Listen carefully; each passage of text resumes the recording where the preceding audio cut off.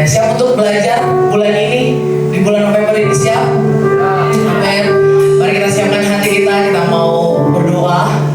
Bapak yang baik, Bapak yang murah hati, terima kasih Tuhan buat hari ini. Kami sangat mengucap syukur Tuhan buat kebaikan Tuhan. Tak terbatas Tuhan kasih-Mu dalam kehidupan kami. Kalau kami boleh renungkan Tuhan, perjalanan hidup kami bersama dengan Tuhan. Terima kasih Tuhan Yesus. Kau gak pernah tinggalkan kami sedetik pun Tuhan. Gak pernah Kau lepaskan tangan-Mu Tuhan Yesus bagi kami. Kami mengucap syukur akan hal itu Tuhan. Kalau hari ini kami boleh berkumpul di tempat ini, kami tahu Tuhan semuanya karena kebaikan dan kemurahan Tuhan bagi kehidupan kami.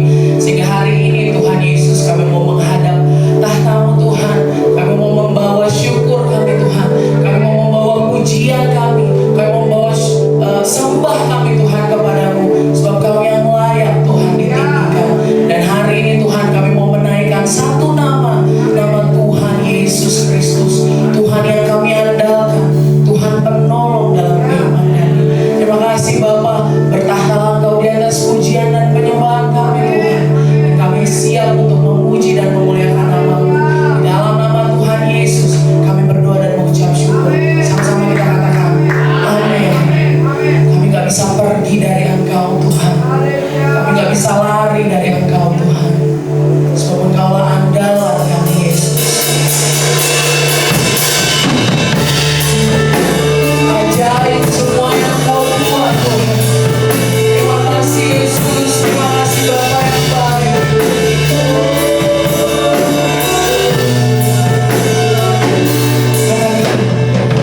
Kemana aku dapat pergi?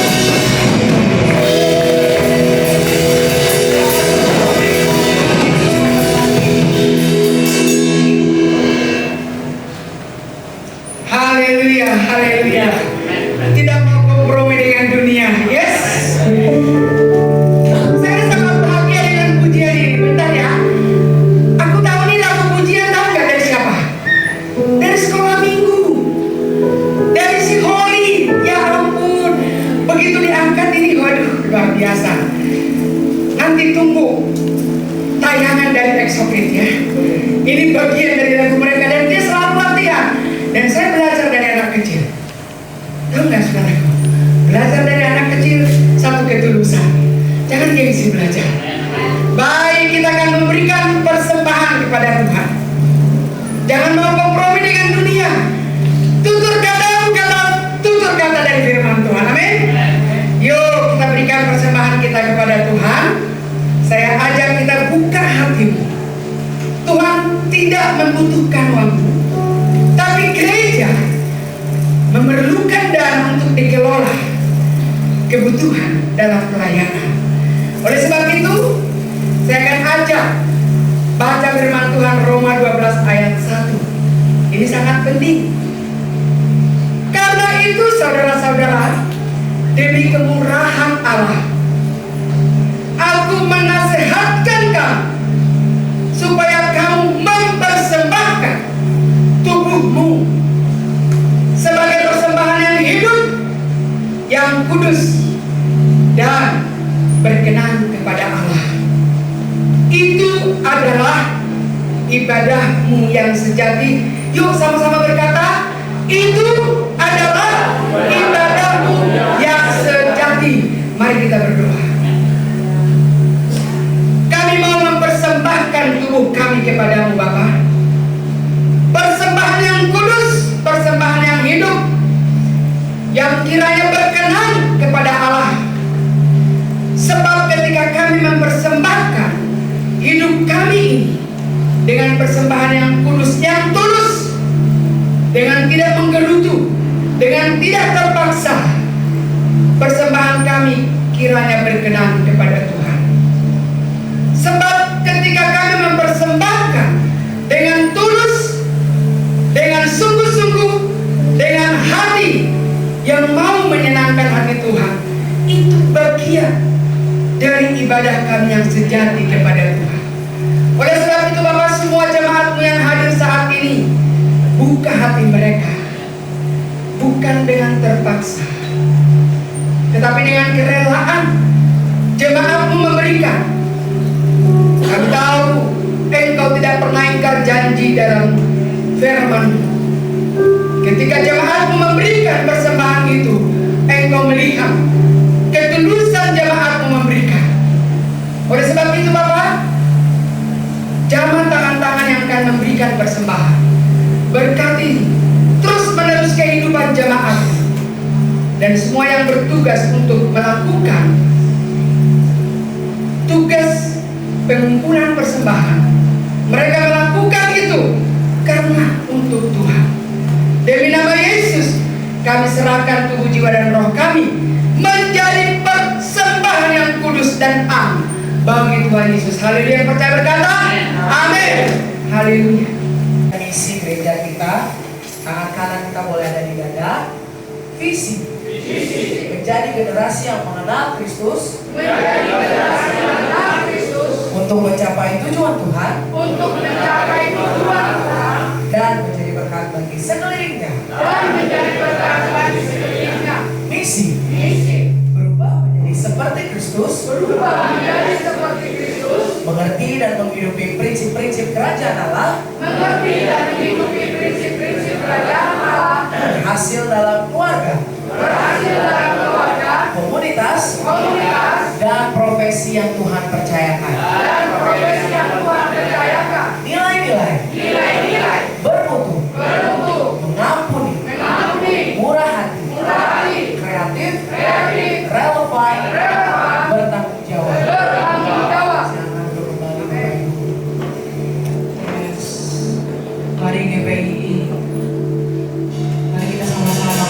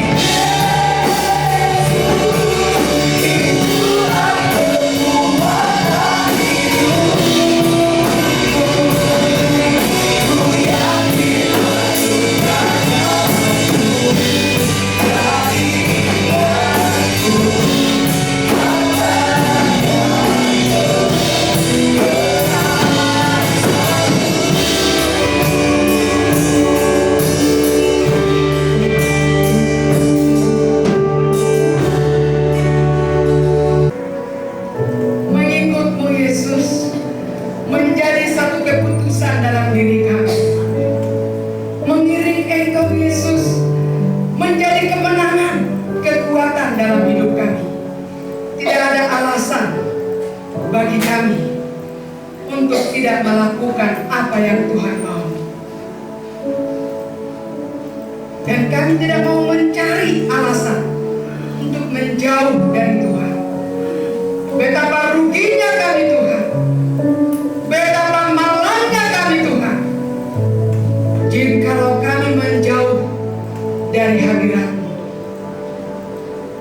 Jikalau kami masih berada di dalam posisi kegersangan. Oleh sebab itu Bapa di surga, anugerah yang besar Engkau berikan kepada kami. Kami masuk di bulan November ini semua karena karya-Mu, semua karena kebaikan-Mu. Dan inilah kami semua datang ke dalam bait-Mu, mencari wajah-Mu, menemukan kasih-Mu. Terima kasih Tuhan. Kami mau belajar tidak selalu untuk dipahami oleh Tuhan, tapi kami mau juga belajar untuk mau memahami apa yang Tuhan mau dalam diri kami.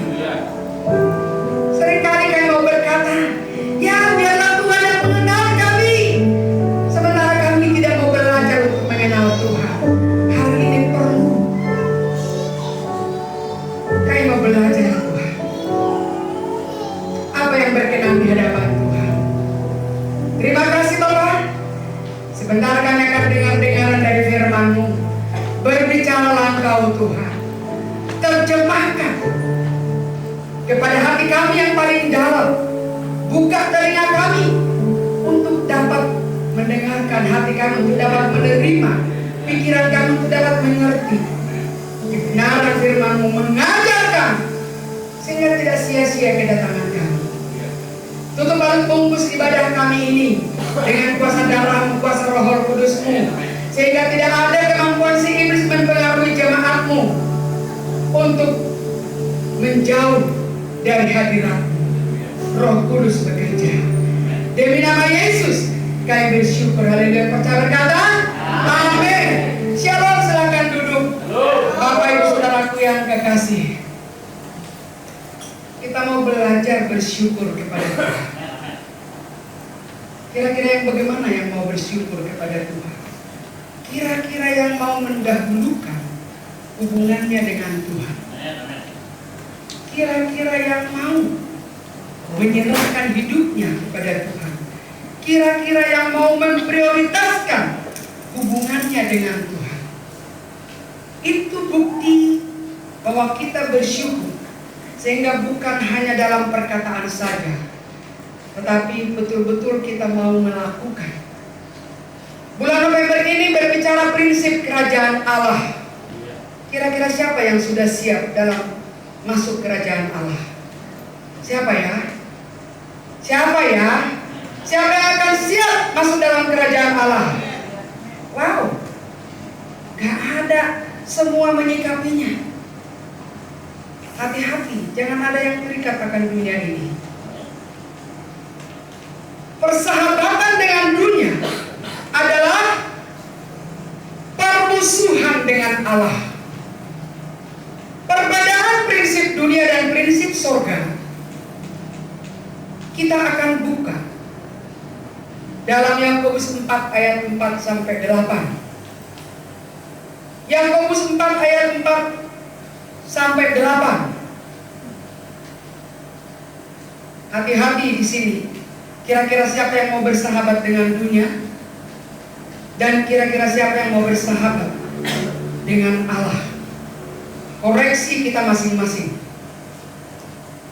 Yakobus 4 ayat 4 sampai 8, saya akan bacakan firman Tuhan. Hai kamu, orang-orang yang tidak setia, tidakkah kamu tahu bahwa persahabatan dengan dunia adalah permusuhan dengan Allah? Saya ajak sama-sama berkata ini ayat yang keempat. 1, 2, 3. Hai kamu, orang-orang yang tidak setia, hati-hati. Tidakkah kamu tahu bahwa persahabatan dengan dunia adalah permusuhan dengan Allah? Jadi, barang siapa hendak menjadi sahabat dunia ini, ia menjadikan dirinya musuh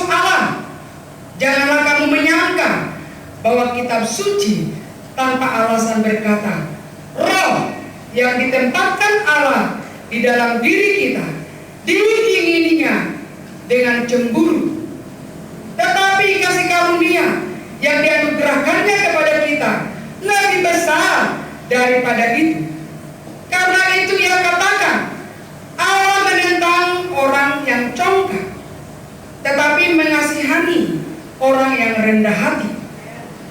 Karena itu tunduklah kepada Allah dan lawanlah iblis, maka ia akan lari daripadamu. Ayat ke-8 yuk, sama-sama 1, 2. Mendekatlah kepada Allah dan ia akan mendekat kepadamu. Tahirkanlah tanganmu, hai kamu orang-orang berdosa, dan sucikanlah hatimu, hai kamu yang mendua hati.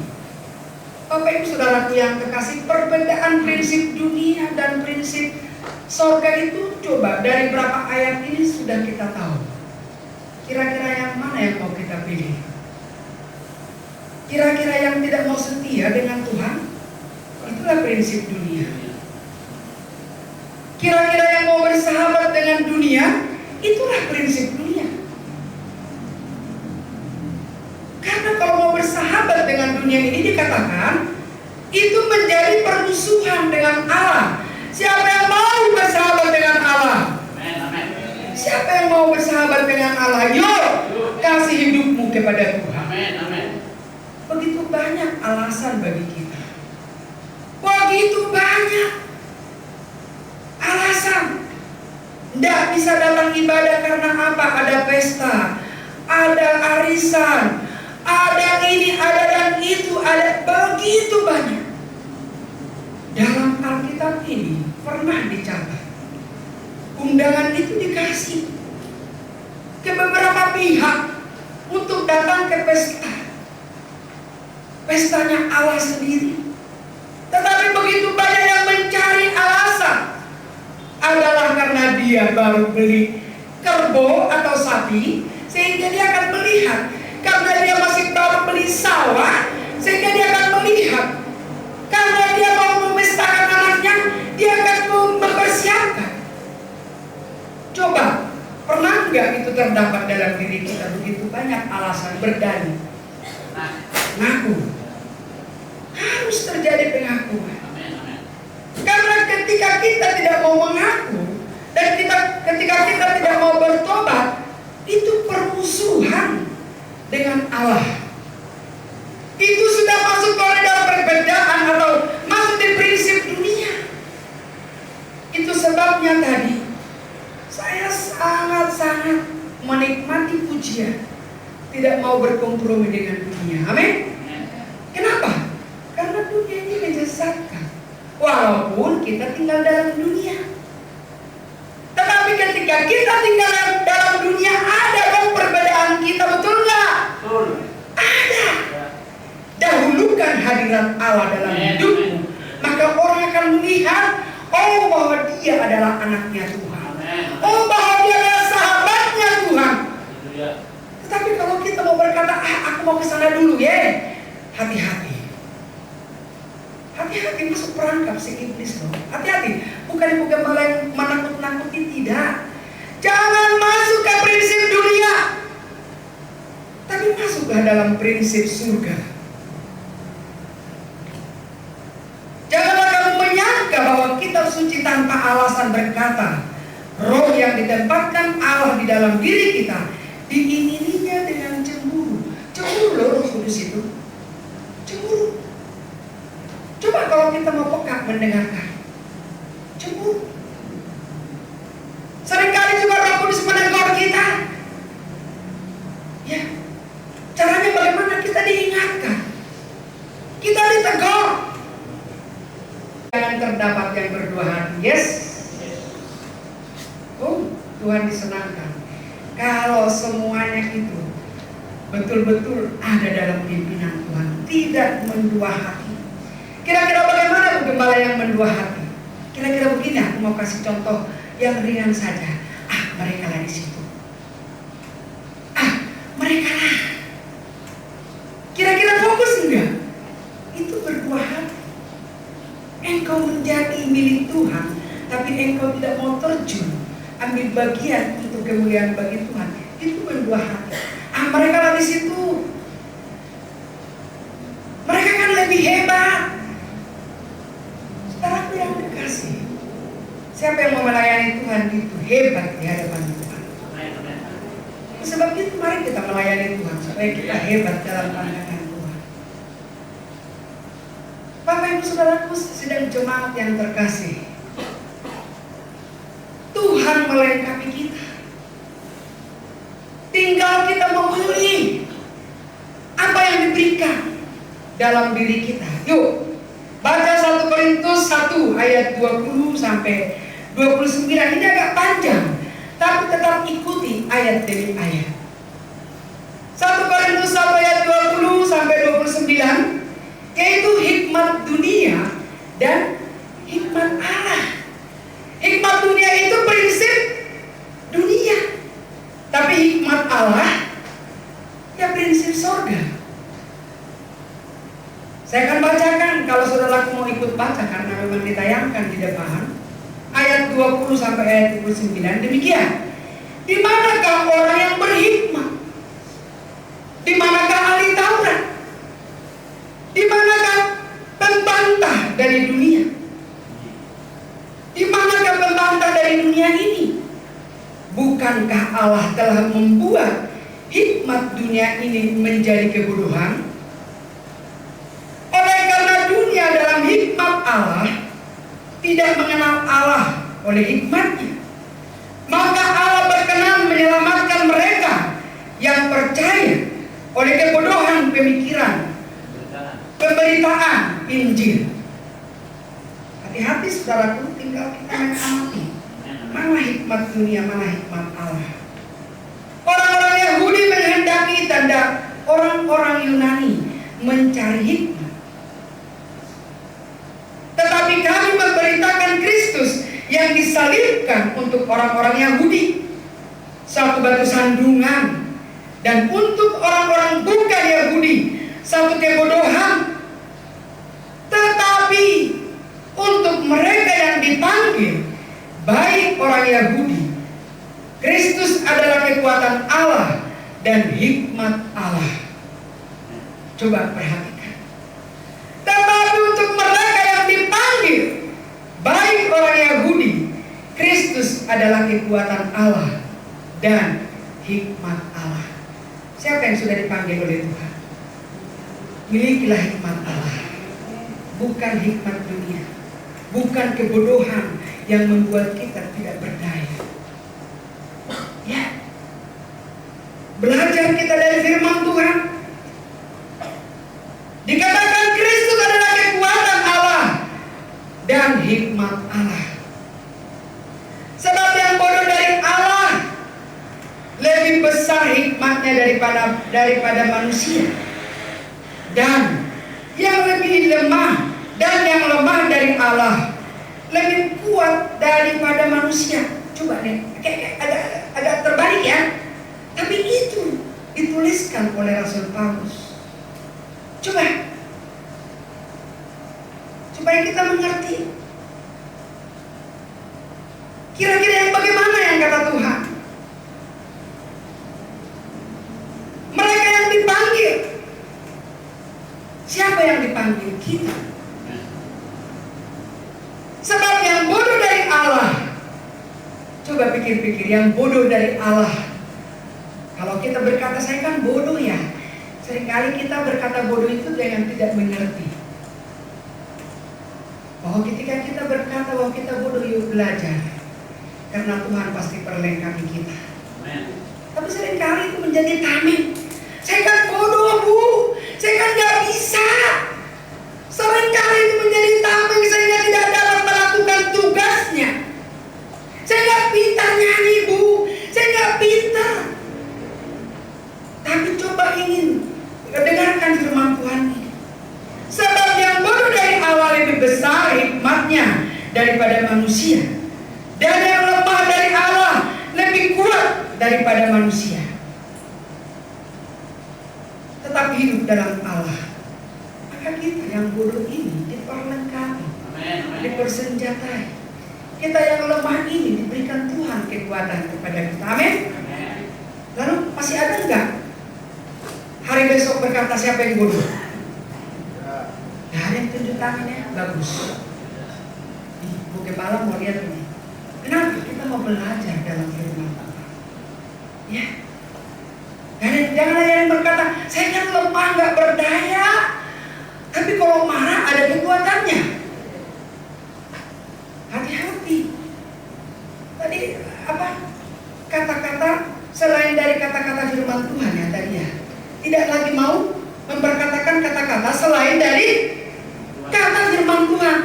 Coba, ini anak-anak kecil diajar supaya mereka tidak mau memperkatakan kata-kata kasar antara satu dengan yang lain. Itu sebabnya semua sekolah minggu, guru-gurunya sekolah minggu memilih lagu ini. Dan ini dipelajari oleh mereka. Dan saya belajar juga dari mereka. Uang itu belum pernah dikeluarkan di sini, betul nggak sih? Udah pernah belum? Oh udah? Nah, berarti belum nangkap nih. Nah, berarti harus diasah supaya tidak lemot. Tidak lemot mengingat. Firman Tuhan mengingatkan kita sekali lagi dikatakan, ingat saja saudara-saudara, bagaimana keadaan kamu ya ketika kamu dipanggil. Ingat saja bagaimana keadaan kamu ketika kamu dipanggil menurut ukuran manusia. Tidak banyak orang bijak, tidak banyak orang berpengaruh, tidak banyak orang terpandang. Ayat selanjutnya apa? Tetapi apa yang bodoh bagi manusia dipilih Allah. Siapa yang mau dipilih Allah? Harus mau dipilih Allah untuk melayani Tuhan. Sesungguhnya kita harus bangga loh menjadi pelayan Tuhan. Kira-kira siapa sih yang mau di sini menjadi pelayan Tuhan? Ayo.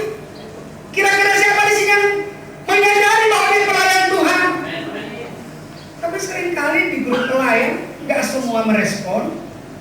Padahal ada di grup pelayan itu begitu jelas. Tetapi apa yang bodoh bagi dunia dipilih Allah untuk memalukan orang-orang yang berhikmat. Dan apa yang lemah bagi dunia dipilih Allah untuk memalukan apa yang kuat. Dan apa yang tidak terpandang dan yang hina bagi dunia dipilih Allah. Bahkan apa yang tidak berarti dipilih Allah untuk meniadakan apa yang berarti. Berarti kita nggak ada alasan bang berkata nggak tahu, nggak bisa, nggak kuat, nggak ada alasan. Ini firman Tuhan loh. Yang mendengar bukan ibu gembala. Ibu gembala mah nggak bagikan hukum. Prinsip dunia, prinsip Allah belajar dari firman Tuhan. Mana yang mau kita kerjakan? Prinsip kerajaan Allah itu tema khususnya dalam bulan November ini. Oleh sebab itu kita mau belajar. Itu sebabnya yang selanjutnya dikatakan supaya jangan ada seorang manusia pun yang memegahkan diri di hadapan Allah. Oh, tidak ada yang bisa memegahkan diri di hadapan Allah. Tetaplah tunduk kepada Allah. Otoritas Allah itu sangat-sangat mengendalikan kita. Amin. Iya. Otoritas Allah sangat mengendalikan kita. Prinsip dunia ini kita harus bisa lepaskan. Hikmat dunia ini harus kita bisa lepaskan. Kita ambil prinsip surga. Hikmat Allah boleh terus berkarya dalam hidup kita. Berkarya dalam hidup kita. 1 Korintus 15 ayat 50-54. Kita belajar terus apa yang firman-Nya katakan kepada kita. 1 Korintus 15 ayat 50-54. Saudara-saudara, inilah yang hendak kukatakan kepadamu. Coba ini kok agak-agak lembut ya. Saudara-saudara, inilah yang hendak kukatakan kepadamu, yaitu bahwa daging dan darah tidak mendapat bagian dalam kerajaan Allah. Hati-hati. tidak mendapat bagian dalam kerajaan Allah. Katakan bahwa yang binasa tidak mendapat bagian dalam apa yang tidak binasa. Apakah kita masih bercokol? Pola pikir kita yang daging, saya kan masih daging Bu Gembala. Aduh, saya kan masih daging, kalau dicubit sakit Bu Gembala ya. Iya, aku lalu dicubit Pak. Tapi kita sudah daging yang diperbaharui. Ya, darah yang sudah dicucikan oleh darah Yesus. Oleh sebab itu saudara, ayat yang selanjutnya dikatakan, sesungguhnya aku menyatakan kepadamu suatu rahasia. Kita tidak akan mati semuanya, tetapi kita semuanya akan diubah dalam sekejap mata pada waktu bunyi nafiri yang terakhir. Sebab nafiri akan berbunyi dan orang-orang mati akan dibangkitkan dalam keadaan yang tidak dapat binasa, dan kita semua akan diubah. Ini yang perlu kita rindukan. Ya, rindukan ini. Jangan engkau meminta mati ketika engkau sakit. Betul.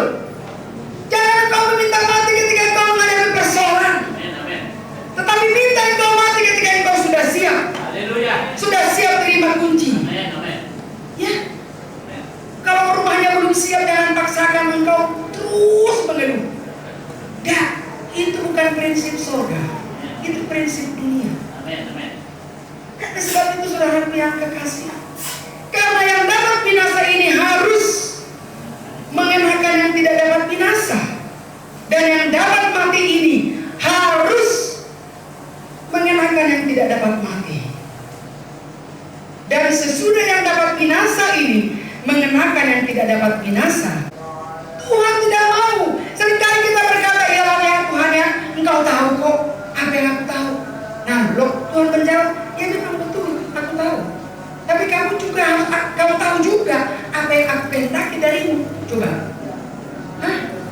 Ini nih, prinsip dunia kita ingin hanya kita mau dipahami oleh Tuhan. Tapi prinsip surga, kita juga harus mau memahami apa yang Tuhan mau. Amin. Harus mau memahami apa yang Tuhan mau dari diri kita. Buat apa Dia tebus kita kalau tidak ada yang Tuhan mau dari diri kita? Sebab itu jangan sia-siakan waktu yang ada. Jangan sia-siakan hanya hembusan napas mengeluh. Napas mengeluh itu bisa nggak Bu Gembala? Bisa. Tetapi ulah enggak, mus, hadiah lega orang teh. Ya harus belajar berkata, terpujilah namamu Tuhan, agunglah namamu Tuhan. Sebab tanpa kita minta Tuhan tahu kok, betul.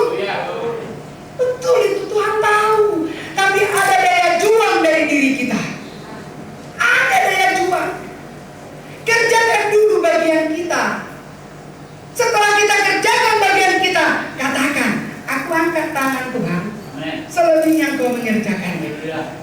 Itu kerajaan surga memang luar biasa. Itu yang kita mau. 1 Petrus 1 ayat 3-5, saya tidak akan perpanjang, takut nanti di sana sudah dikasih saya petunjuk. 1 Petrus 1 ayat 3-5 berkata, terpujilah Allah dan Bapa Tuhan kita Yesus Kristus, yang karena rahmat-Nya yang besar telah melahirkan kita kembali oleh kebangkitan Yesus Kristus dari antara orang mati kepada suatu hidup yang penuh pengharapan. Siapa yang memiliki pengharapan? Coba. Iya, harus memiliki pengharapan untuk menerima satu bagian yang tidak dapat binasa, yang tidak dapat cemar, dan yang tidak dapat layu, yang tersimpan di sorga bagi kamu. Sorga udah disediakan bagi kita loh. Iya. Kata firman Tuhan itu lantainya aja emas. Waduh, dindingnya emas. Coba. Siapa yang mau menabur? Siapa yang mau menyimpan? Siapa yang mau berdeposito di sorga? Layani Tuhan, itu depositomu. Layani Tuhan.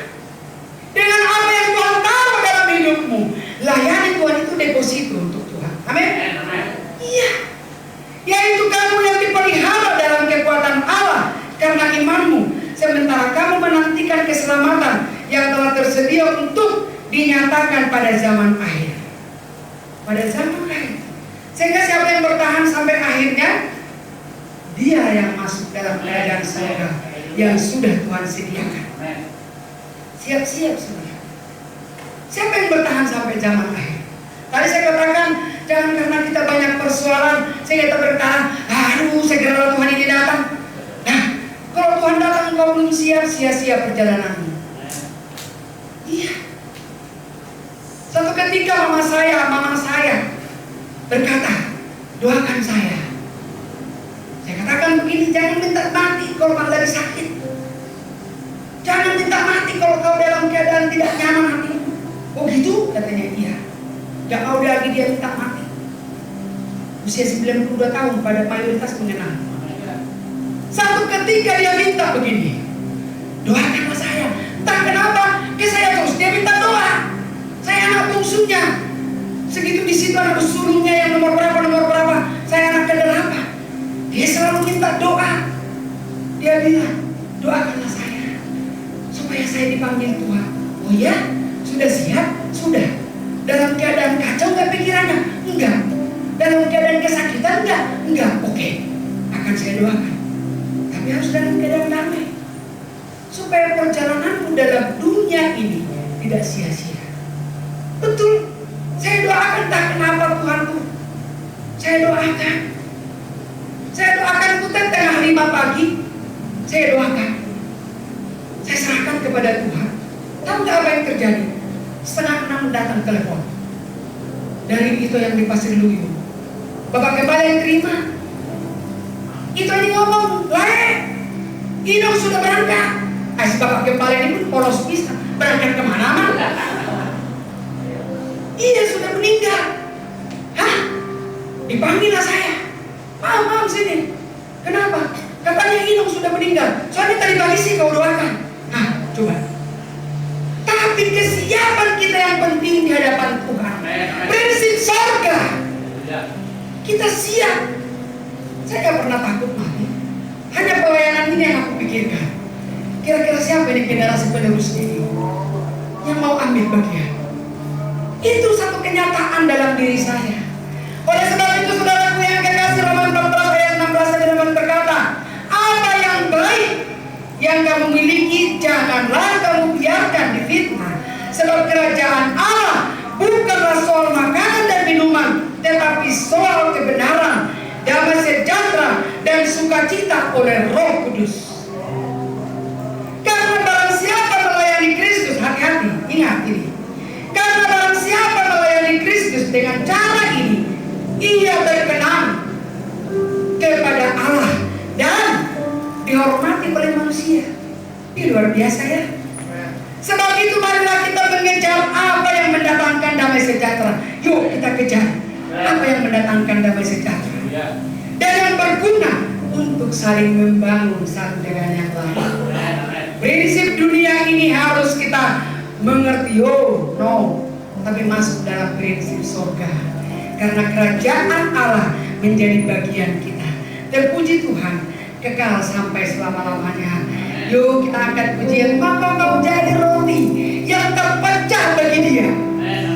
Dan nanti akan jawab kembali dengan sungguh-sungguh. Haleluya. Saya akan undang seluruh hamba Tuhan beliau juga dan mau kau jadi roti yang terpecah bagikan. Amin. Kau jadi anggur yang tercurah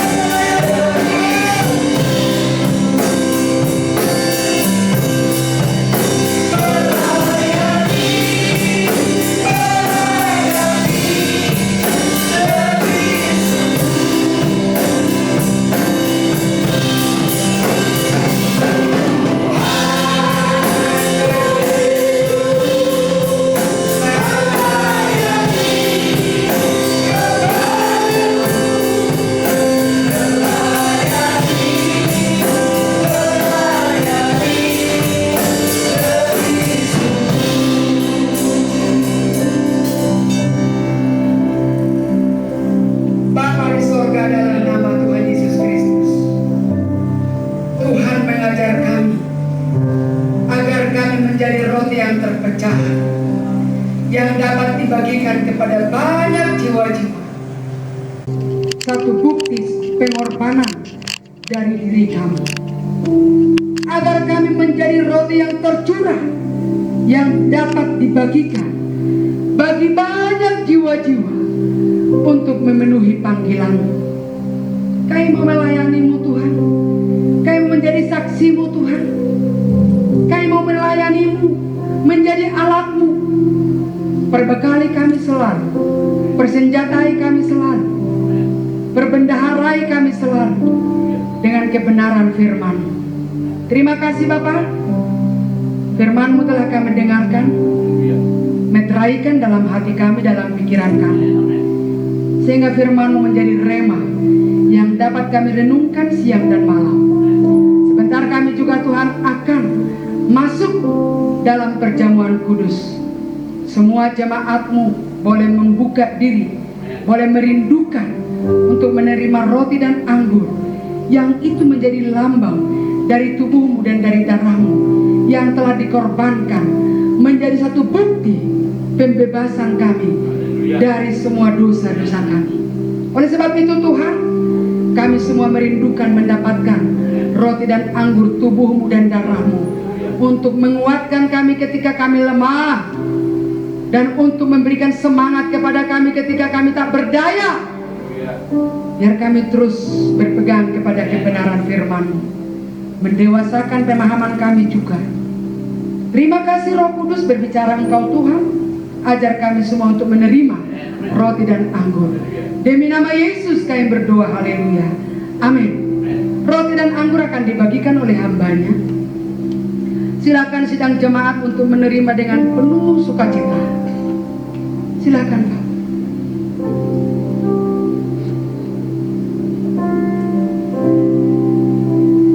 Kita mau mengasihi Tuhan. Kita mau katakan mengasihi, mengasihi.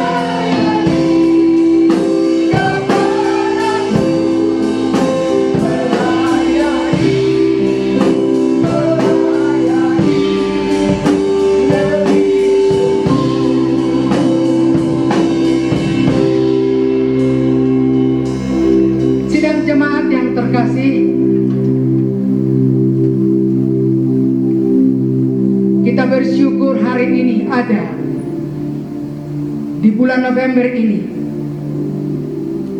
Kita masuk dalam ibadah Tuhan, hadirat Tuhan. Kita menikmati kasih-Nya Tuhan, pengorbanan Tuhan. Saat ini ada perjamuan kudus. Jangan katakan ini hanya rutinitas, tapi katakan ini penetap dalam hidup kita. Pengorbanan Yesus menjadi penentu. Tubuhnya, darahnya, bukti nyata. Dia pikul dosa kita Oleh sebab itu, mari sidang jemaat yang terkasih, angkat roti di tangan kanan. Dengarkan firman Tuhan dan berkatakan kembali. Sebab apa yang telah kuteruskan kepadamu, telah aku terima dari Tuhan, yaitu bahwa Tuhan Yesus pada malam ia disalibkan, mengambil roti, dan sesudah ia itu ia mengucap syukur atasnya. Ia memecah-mecahkannya dan berkata, inilah tubuhku yang diserahkan bagi kamu. Perbuatlah ini menjadi peringatan akan aku. Mari kita makan bersama. Amin. Dalam nama Tuhan Yesus.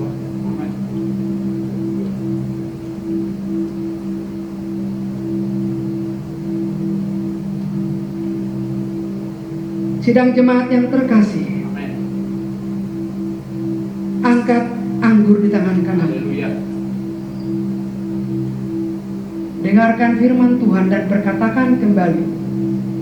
Demikian juga ia mengambil cawan sesudah makan, lalu berkata, cawan ini adalah perjanjian baru yang dimeteraikan oleh darahku.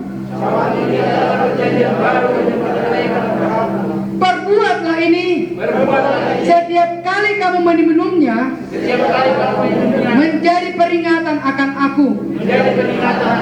Sebab setiap kali kamu makan roti ini dan minum cawan ini, kamu memberitakan kematian Tuhan sampai ia datang. Mari kita minum dalam nama Tuhan Yesus. Haleluya. Kita tutup dalam doa. Gerejamu, jemaatmu, umatmu menjadi orang yang berbahagia. Karena engkau tidak memperhitungkan pelanggaran. Karena engkau mengampuni setiap dosa-dosa. Gerejamu, jemaatmu, umatmu telah dimerdekakan oleh pengorbananmu di kayu salib. Untuk itulah kami Bapa saat ini bersyukur, melimpah hati kami dengan ucapan syukur. Berbahagia kami Bapa menjadi milik kepunyaan-Mu. Terima kasih Tuhan. Terima kasih Bapa. Engkau yang pelihara tubuh, jiwa dan roh kami. Engkau yang memimpin kami dari kemuliaan menuju kepada kemuliaan. Terima kasih Roh Kudus. Kebenaran firman-Mu mendewasakan pemahaman kami. Kebenaran firman-Mu mengajar kami untuk mengerti apa yang akan kami lakukan, apa yang akan kami perbuat, sehingga kedatangan kami ke dalam rumah-Mu tidak sia-sia. Kebenaran firman-Mu menegur kami, mengarahkan kami, bahkan menggepleng kami, bahkan memproses kami, untuk kami ada masuk dalam kerajaan Allah. Terima kasih Tuhan. Terima kasih semua jemaat-Mu yang saat ini berkumpul, dikuatkan oleh firman-Mu, dimenangkan oleh firman-Mu, diberkati oleh firman-Mu. Terima kasih Bapak. Semua puji-pujian, semua penyembahan naik ke hadirat-Mu menjadi dupa yang harum. Terimalah itu Tuhan. Doa-doa yang kami naikkan, terimalah itu Bapa. Persembahan yang kami kumpulkan, terimalah itu Bapa. Berkati setiap jemaat-Mu. Ladang-ladang penghasilan jemaat-Mu Engkau berkati Bapa. Pergumulan-pergumulan jemaat-Mu dalam pekerjaannya, berkati Tuhan. Bahkan dalam proyeknya, berkati Tuhan. Semua pekerjaan jemaat-Mu tanpa terkecuali, dalam pembelaan-Mu, sehingga belalang-belalang pelahat tidak merusak, dan bahkan tikus-tikus pun tidak merusak, karena Engkau yang menjagai. Terima kasih Bapa di sorga. Sebentar kami juga kembali dari rumahmu, membawa sukacita, membawa damai sejahtera. Kami datang tidak sama dengan kami kembali. Terima kasih Roh Kudus. Keluarga besar Gereja Pentakosta Internasional Indonesia, dalam pimpinanmu, dalam kendalimu, dalam pengurapanmu, berkati Tuhan yang ada di Jawa Barat ini, yang ada di Jawa Tengah, yang ada di Jawa Timur, yang ada di Bali, yang ada di Manado, yang ada di Irian Jaya, Papua. Semuanya dalam kendalinya Tuhan, dalam pimpinannya Tuhan, dalam pengurapannya Tuhan. Izinkan makin bertambah-tambah lagi gerejamu. Terima kasih Bapak. Bangsa dan negara kami pun tetap kami bawa kepada Tuhan, kepada seluruh pemerintah kami, kepada seluruh lembaga-lembaga, memiliki roh takut akan Tuhan, sehingga tidak melakukan penyimpangan, melainkan meminta petunjuk dari Tuhan. Terima kasih Bapak. Tuhan, Engkau tahu di tahun politik ini begitu memanas, tapi kami tahu Tuhan pengendali dalam hidup kami. Tuhan tolong kami sebagai kami warga negara Republik Indonesia untuk melakukan apa yang menjadi kewajiban kami. Terima kasih Bapak. Kami serahkan ke dalam tangan warga di sekeliling kami, yang satu RT, satu RW, bahkan satu desa, satu kecamatan, satu kabupaten dalam kendali, bahkan satu provinsi dan satu kewarganegaraan Republik Indonesia dalam pimpinan. Terpuji namamu Bapa. Berkati pelayanan hari ini, semua yang ambil bagian tugas, berkati mereka, masa depan mereka. Izinkan mereka mendapatkan pekerjaan, sehingga mereka dapat merasakan bahwa Tuhan selalu peduli bagi kehidupan umatmu, pelayan-pelayanmu. Terima kasih Roh Kudus. Terima kasih. Segala pujian dan kemuliaan bagi namamu. Mari saudaraku yang kekasih, kita akan terima berkat Tuhan. Kasih karunia Bapa di sorga, kasih anugerah Tuhan Yesus yang tak berkesudahan itu, dan kasih kuasa Roh Kudus yang selalu menaungi kita, selalu menjaga kita, selalu melindungi kita. Tuhan Yesus memberkati engkau dan melindungi engkau dalam keluargamu. Tuhan Yesus menyinari engkau dan dengan wajahnya memberi damai sejahtera dalam hidupmu. Tuhan menghadapkan wajahnya kepadamu dan memberi engkau damai sejahtera dari hari ini kekal sampai Tuhan Maranatha yang percaya boleh berkata amin. Tuhan Yesus memberkati. Bapa, terima kasih.